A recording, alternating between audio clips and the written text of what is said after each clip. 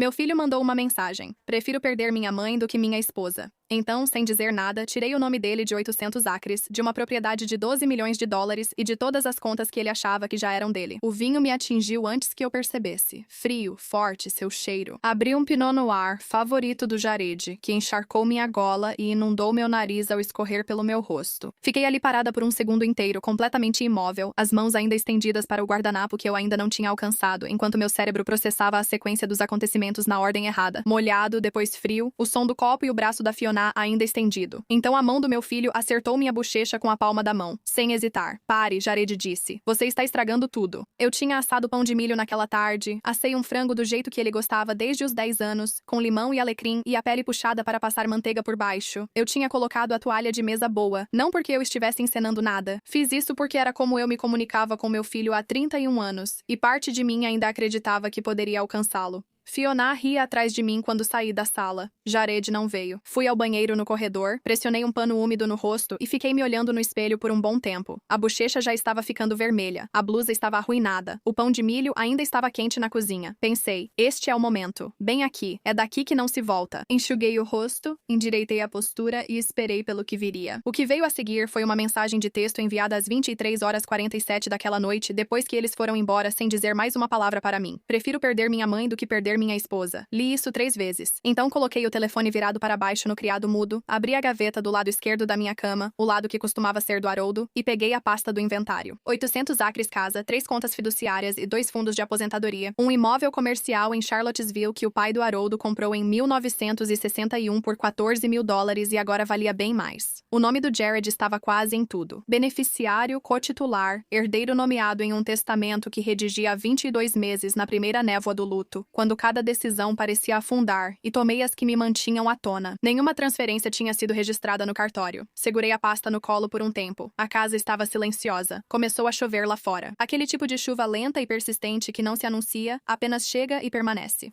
Eu não estava com raiva. Isso é o que preciso que você entenda, porque tudo o que aconteceu depois só faz sentido se você entender isso. Eu não estava com raiva. Raiva é calor. A raiva é reativa. Sentada na cama à meia-noite, com o cheiro de vinho no cabelo e a marca da mão do meu filho sumindo da bochecha, senti algo totalmente diferente. Era uma clareza fria e limpa, que só surge após tudo se queimar. Fechei a pasta, acertei o despertador para 6h30 e apaguei a luz. De manhã, ligaria para minha advogada. Meu nome é Margaret Cecile Winslow. Tenho 64 anos. Fui casada com Harold Douglas Winslow por 38 anos até sua morte por câncer de pâncreas há 14 meses. Nesse tempo, construímos algo aqui que chamo de legado sem exagero. Harold e eu nos conhecemos em 1983 no baile de primavera do Instituto Militar da Virgínia. Eu era convidada, ele cadete, e me chamou para dançar com uma mistura de formalidade e nervosismo que achei encantadora por décadas. Nos casamos em 1985, Harold foi para o serviço ativo. Div. Concluí minha graduação em enfermagem e o acompanhei em 3 bases diferentes em 7 anos, até voltarmos ao condado de Albemarle para assumir a fazenda da família dele, então com 340 acres de pasto tomado pelo mato e uma casa precisando de reparos além do que podíamos pagar. Nós a construímos. Essa é a versão resumida. Nós a construímos do jeito que as pessoas constroem as coisas quando não tem outra opção. Devagar, com cuidado, tomando decisões na mesa da cozinha às 9 da noite. Após o bebê dormir e as tarefas terminarem, usava blocos de notas, calculadoras e uma fé teimosa de que o trabalho teria sentido. E teve. Isso representou 800 acres, uma fazenda em pleno funcionamento. Uma casa que Harold restaurou com as próprias mãos em 6 anos e um patrimônio conjunto. Meu advogado Richard Calloway, com 31 anos em direito sucessório e membro da Associação de Advogados da Virgínia em 2019, avaliou recentemente em cerca de 12,4 milhões de dólares. Harold deixou tudo para mim, sem restrições, sem condições, curadores ou supervisão. Ele confiou em mim como fez por 38 anos totalmente, sem restrições. Eu queria honrar essa confiança, passando a herança ao nosso único filho. Mas tudo mudou quando Jared se casou com Fiona. Quero ser justa com a Fiona, pois essa história dificultará isso. Acho que ser justa é importante. Fiona Marchette Winslow tem 34 anos. Ela tem mestrado em comunicação pela Georgetown, um gosto excelente para roupas e uma habilidade especial de entrar em ambientes de um jeito que faz todo mundo perceber imediatamente que ela chegou. Ela não é nada burra. Ela não é, até onde eu sei, uma pessoa realmente má no sentido abstrato. Ela é, no entanto, o tipo específico de pessoa pessoa que se relaciona com os outros principalmente pelo que eles podem oferecer a ela, e que, quando percebe um recurso, trata os relacionamentos humanos ao redor como obstáculos administrativos a serem gerenciados até que não sejam mais necessários. Os primeiros sinais eram sutis, fáceis de ignorar para evitar admitir o custo da parceira do seu filho. Ela nunca soube o nome do meio do Harold, nem após o casamento. Enquanto ele morria, ela foi ao hospital 2 vezes em 6 semanas, sempre vestida como se fosse sair depois. No funeral, ela passou boa parte da recepção conversando com contatos de negócios do Harold sobre a carreira do Jared, defendendo que ele mudasse de gestão agrícola, área em que ele tinha se formado, em que era bom e de que a terra precisava, para finanças. Jared adorava o pai e ficou devastado com a perda, expressando isso principalmente com silêncio e obediência. Parou de resistir ao que antes resistia. Ele deixou de tomar decisões sem o aval da Fiona e parou de me ligar tanto. Quando ligava, sua voz soava diferente, como se alguém o estivesse controlando, algo que levei meses para perceber. Eu atribuía isso ao luto. Eu pensava que eles tentavam entender o casamento deles em situações difíceis e que o conflito era temporário. Eu dizia para mim mesma que meu filho, que eu criei para ser honesto e gentil e para entender que a terra exigia respeito, ainda estava lá embaixo de tudo o que estava acontecendo. Eu dizia muitas coisas para mim mesma. A primeira rachadura real surgiu 8 meses após a morte de Harold, durante uma reunião com Richard Calloway sobre documentos de transferência da herança. Fiona apareceu sem convite. Eu não esperava por ela. Jared disse que ela estava na região e talvez passasse por lá, o que é o tipo de meia frase que não te dá informação suficiente para você contestar. Ela sentou-se na mesa de conferência do escritório do Richard e fez perguntas sobre prazos e liquidez com fluência de quem estudou. Sabia quais contas eram mais acessíveis. Ela sabia o valor aproximado do imóvel comercial e entendia os termos das estruturas de trust melhor que Jared. Richard cruzou o olhar comigo do outro lado da mesa uma vez, rapidamente, com uma expressão que ele imediatamente neutralizou. Eu não assinei nada naquele dia. Disse ao Richard que precisava de mais tempo. No caminho de volta para casa, Jared ficou em silêncio. Então ela só quer entender com o que estamos lidando. Eu não disse o que estava pensando. Em vez disso, perguntei a ele quando ele tinha contado os detalhes da conta para ela. Ele disse que eles não tinham segredos. Eu assenti com a cabeça. Olhei pela janela para as montanhas Blue Ridge em novembro, marrons, cinzentas e calmas. Pensei em Harold, que trabalhou naquela terra por 30 anos e cujas mãos segurei no fim, enquanto seu corpo chegava ao fim. Pensei, ainda não. Só depois de entender o que estou fazendo. Fui para casa e liguei para minha terapeuta, doutora Patrícia Hall, que me acompanha há 9 anos. Ela é assistente social clínica licenciada, com consultório em Charlottesville e uma das pessoas mais perceptivas que conheci. Relatei a reunião e as perguntas de Fiona. Relatei o silêncio de Jared no caminho de volta. Ela perguntou, o que seu corpo diz? Minhas mãos estavam frias desde a reunião. Aquele frio específico nas palmas das mãos quando o sistema nervoso tenta lhe dizer algo que a mente consciente ainda resiste a aceitar. Que algo está errado, eu disse. Então comece por aí, ela disse. Eu comecei por aí. Nos 6 meses seguintes, fui anotando coisas. Não era um diário. Diário não faz meu estilo. Apenas um documento contínuo no meu laptop, com data, registrando os detalhes de incidentes que pareciam significativos. Fiona sugerindo que as terras agrícolas poderiam gerar mais receita se fossem parcialmente desenvolvidas. Fiona mencionando isso 2 vezes. Uma consultora financeira com quem ela achava que eu deveria conversar. Uma pessoa que, quando pesquisei, descobri que tinha 3 registros disciplinares da Finra em seu histórico. Jared me contou em fevereiro que eles estavam vendo uma casa em McLean, muito acima do que seu salário de gerente de fazenda permitia, e falava com a confiança de quem já considerava o futuro financeiro garantido. Terras agrícolas, contas vinculadas ao trust, fundos de aposentadoria, imóvel comercial em Charlottesville. O nome dele ainda não constava nelas, mas já os considerava seus. Levei essas anotações para Richard Calloway em março. Não detalhei minhas suspeitas, apenas mostrei a linha do tempo, o padrão, e perguntei sobre minha exposição legal. Se eu transferisse bens agora e depois suspeitasse de má-fé do destinatário da transferência. Richard não se alarma facilmente. Observou a pasta por um tempo. Assinou algo desde a morte de Harold? Perguntou. Nada registrado, respondi. Ele se recostou. Então tudo ainda é seu, Margaret. Todas as assinaturas nesses documentos de transferência são suas. Nada tem validade jurídica até ser registrado no cartório. Deixei essa informação assentar e disse que precisava entender minhas opções. Ele respondeu que eu tinha todas agora. Voltei para casa, preparei o jantar e não me senti aliviada. Senti aquela calma focada e particular de quem acabou de confirmar que a janela de que precisa ainda está aberta e que agora está decidindo deliberadamente se vai ou não passar por ela. Não decidi nada naquela noite nem na semana seguinte. Fiz o que sempre faço diante de questões importantes. Segui minha vida e cuidei da terra. Pedi para a assistente jurídica do Richard, uma jovem chamada Dana Peretti, com quem eu tinha criado certa amizade nos meses anteriores, preparar um inventário completo de todos os bens do espólio com as avaliações dela. Atualizei meus próprios registros. Me encontrei com meu contador, Gordon Bell, com 40 anos de atuação independente, especializado em tributação sucessória de propriedades rurais, aquele tipo de homem que já viu de tudo e não julga nada. Expliquei a estrutura original do espólio do Harold e pedi que ele simulasse cenários alternativos. Ele me perguntou de forma profissional e sem fazer comentários se eu estava considerando mudar a estrutura dos beneficiários. Eu disse que estou avaliando minhas opções. Então você deve saber, ele disse, que a estrutura atual poderia ser desfeita em 72 horas se necessário. Bom saber, eu disse. Eu ainda não tinha tomado uma decisão quando planejei o jantar.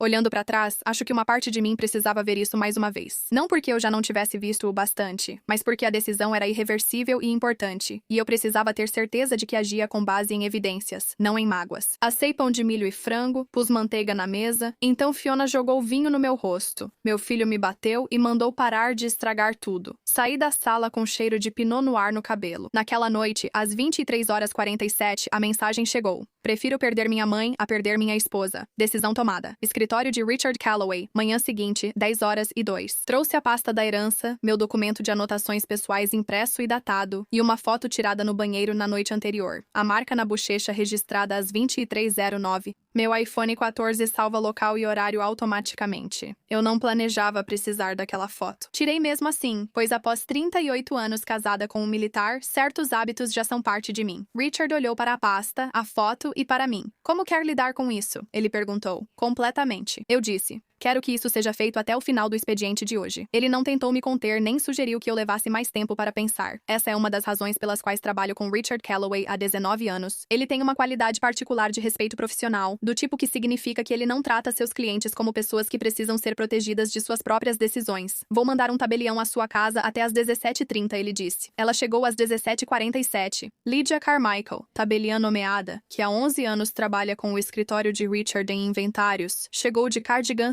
cinza, pasta na mão e a eficiência de quem já enfrentou muita papelada em dias difíceis. Ela pôs os documentos na mesa de jantar, onde a taça de vinho fora jogada menos de 24 horas antes. Limpei a mesa de manhã e a toalha estava sendo lavada. Assinei cada página. Assinei sem hesitar as designações de beneficiários do fundo de aposentadoria, a alteração do trust, a revogação da transferência do título de propriedade, o testamento revisado, que Ricardo reescreveu em 4 horas, com nova estrutura de beneficiários, e a Fundação Winslow, criada em memória de Harold, com 10 milhões de dólares para veteranos, serviços e mulheres em crise. Harold, ex-militar, teria aprovado. Lydia reconheceu firma, organizou tudo e saiu em 23 minutos. Fui à lareira e queimei os antigos documentos de transferência. Fiquei de pé. Vi o nome de Jared sumir nas chamas e senti algo que só posso descrever como remoção. Não era vingança nem satisfação. A sensação de remover algo de uma ferida para que comece a cicatrizar. Liguei para o Charlottesville Daily Progress e conversei com a editora de comunidade sobre anunciar a Fundação Winslow e sua doação inaugural de 10 milhões de dólares. O artigo saiu no sábado de manhã, e às 9 da manhã eles já tinham visto.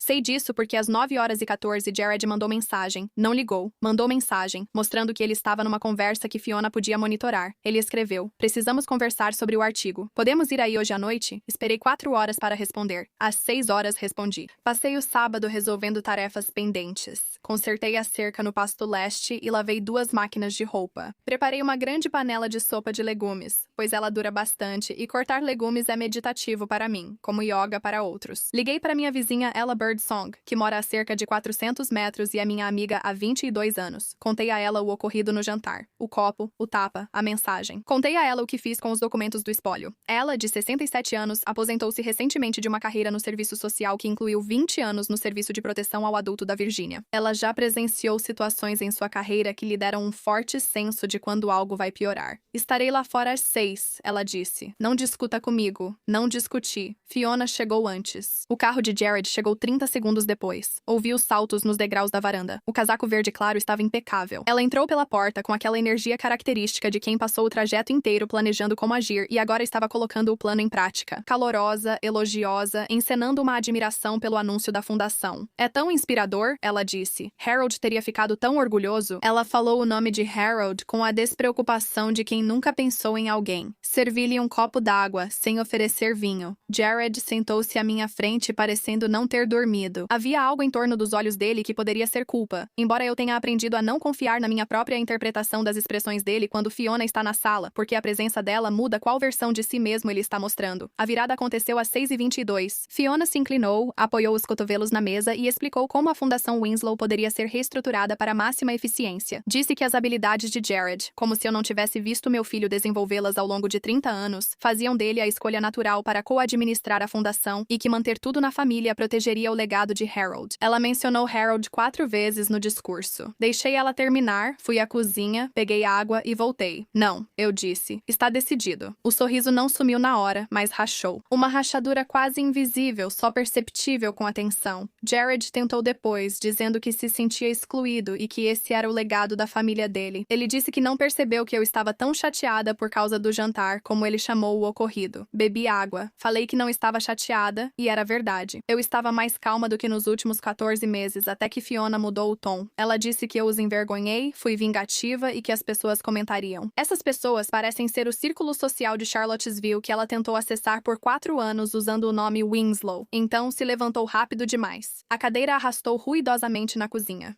Ela pegou a tigela de sopa. Vi tudo acontecer, como às vezes vemos as coisas pouco antes do impacto. Claro, lento, com precisão dissociada. Ela pegou a tigela de sopa de legumes que preparei à tarde e a arremessou. O caldo quente me atingiu, me fazendo recuar. Cenouras no chão, a tigela bateu no rodapé. Ela já estava gritando sobre traição, a palavra dela, a traição dela, enquanto a sopa escorria pela frente da minha blusa. Ela disse que eu tinha roubado o futuro deles. Ela disse que Harold teria querido que isso fosse resolvido de outra forma. Ela disse que eu era ciumenta e não suportava ver o filho feliz. Jared segurou meu braço e mandou eu pedir desculpas. Então a porta da frente se abriu. Ella Birdsong é uma mulher miúda, de cabelo prateado bem curto e a quietude de quem avaliou situações perigosas por 20 anos. Ela entrou na cozinha com o celular gravando. Estava na varanda desde 5h55, ouviu a cadeira arrastar e a voz da Fiona alcançar o tom atual. Ela apertou o botão de gravar no momento em que entrou pela porta, e as imagens que capturou foram 12 minutos e 44 segundos de realidade inequívoca, sem cortes. Fiona gritou. A sopa fumegava no chão. Jared segurava meu braço, meu rosto e blusa encharcados, eu imóvel. Fiona parou. O silêncio foi total. Jared largou meu braço e recuou. Pedi para ela ligar para a polícia. Ela discou 190 no viva voz. A voz da atendente encheu a cozinha. Os policiais chegaram em 11 minutos. Eu sei porque olhei para o relógio quando ouvi os pneus no cascalho. 18h51, 2 viaturas. Atenderam os policiais Calvin Marsh, com 4 anos no departamento do xerife de Albemarle, e Renata Ozzie, com 7 anos, que tinha uma designação secundária no atendimento a ocorrências domésticas. Os depoimentos foram tomados em salas separadas. O vídeo de ela foi analisado no local e solicitado como prova. A policial Ozzie fotografou meu braço, que já mostrava hematomas da força do Jared, e no meu peito, onde a sopa deixou uma área avermelhada que o relatório chamaria de marca de contato térmico. Ela registrou tigela, sopa no chão e posição da cadeira. Foi profissional e minuciosa. Ela não me ofereceu simpatia nem disse que sentia muito, e respeitei, pois precisava de documentação, não de consolo. Eles partiram em viaturas separadas. Fiona foi primeiro, já em silêncio. Sua versão que gritava recuou ao ver a polícia, tornando-se mais quieta e assustada. Jared foi depois. Ele me olhou pela janela da viatura enquanto ela partia, sem que eu soubesse sua expressão. Tranquei a porta, limpei a sopa do chão e troquei de blusa. Liguei para a emergência de Richard Calloway às 20h14 e deixei. Protocolos de restrição ativos. Execute imediatamente. Richard criou os protocolos de restrição 6 semanas antes, em uma reunião que solicitei para planejamento de contingência. Ele os descreveu suavemente como proteção de ativos diante de um possível problema interpessoal. Nunca dissemos qual situação adversa planejávamos, pois não foi preciso. Às 7 da manhã seguinte, as medidas estavam ativas. A procuração financeira de Jared, concedida 14 meses antes durante o luto, foi revogada. As 2 contas onde ele era cotitular por conveniência durante a doença de Harold foram bloqueadas até análise jurídica. A conta principal do fundo patrimonial tinha uma anotação de bloqueio legal registrada no compliance da instituição devido a uma disputa ativa sob o Código da Virgínia, parágrafo 642779. Gordon Bell já havia estruturado e separado a conta da fundação até as 9h30. O fundo de $10 milhões estava sob custódia da administradora fiduciária independente doutora Anita Forsyth, advogada especializada em governança de organizações sem fins lucrativos, com 26 anos de experiência em fundos beneficentes, recomendada por Richard e por mim verificada. Ao meio-dia, eu Eu estava no Fórum do Condado de Albemarle com o blazer azul marinho que usei na homenagem militar do Harold em 2019, que eu reservo para dias que exigem um certo tipo de presença. Solicitei uma ordem de proteção de emergência com medidas físicas e financeiras. A petição citava os incidentes de quinta-feira à noite e domingo à noite, a documentação em vídeo da Ella, as fotografias tiradas pelo delegado O.C. e uma declaração juramentada de Richard Calloway atestando o padrão de intimidação financeira que ele havia observado nos meses anteriores. A juíza da Corte Distrital Frances Alcott, com 23 anos de magistratura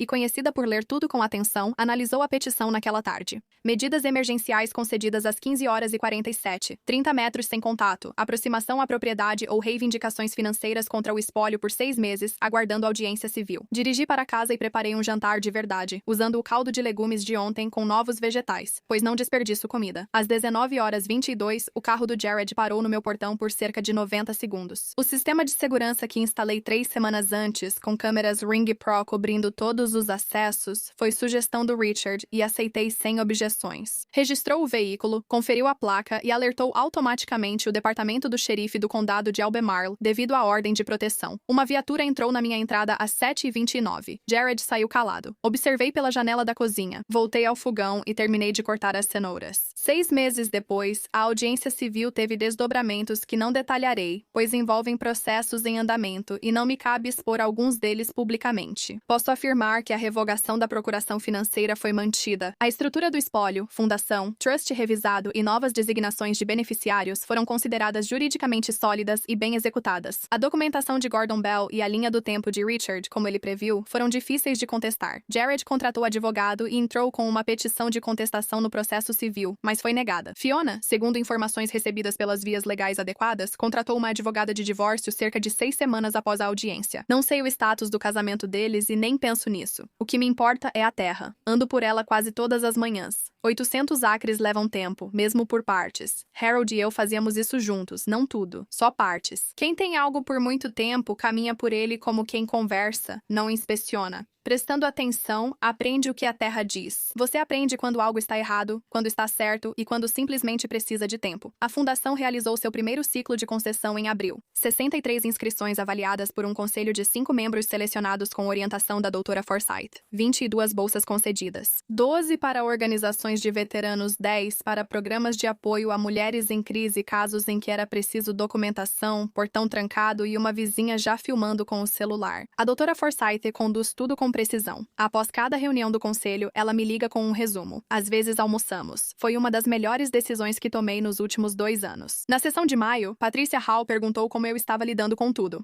Bem, respondi, e era verdade. Depois ela perguntou se eu já tinha processado aquele luto. Não é o espólio ou processos legais, mas sim meu filho, o relacionamento, a perda do que você achava que algo era. Reflito sobre isso há um tempo. Acho, eu disse, que entrei em luto pelo Jared antes de isso acontecer. Comecei esse luto no dia em que percebi que o tom da voz dele ao telefone tinha mudado. Ela assentiu com a cabeça. Ela anotou alguma coisa. O processo legal, ela disse, não te tirou nada. Você teve autonomia quando seu instinto era ser passiva. Autonomia é a palavra certa. Harold me deixou tudo. Sem administradores fiduciários, condições ou supervisão. Ele confiou em mim 38 anos de trabalho compartilhado por saber que eu seria uma guardiã fiel. Tento cumprir isso. O portão agora está trancado e as câmeras vigiam todos os acessos. O fideicomisso é gerida por quem conquistou essa responsabilidade. Nas manhãs de domingo, quando a luz atravessa o pasto leste em setembro, baixa e dourada, tudo parece que valeu a pena. Saio para a varanda com meu café, olho para o que Harold e eu construímos e penso em quão pouco estou disposta a deixar que aconteça com isso. Quase nada. Essa é a resposta. Quase nada mesmo.